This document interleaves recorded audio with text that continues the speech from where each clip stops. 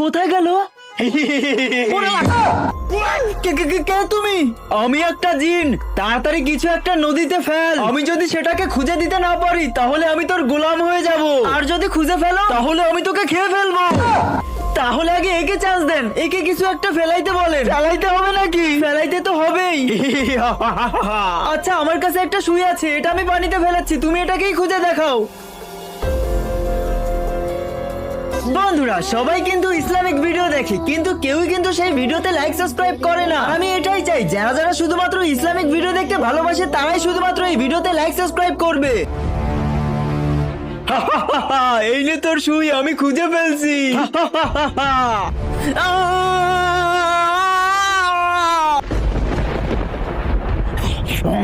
এবার তুই ফেল।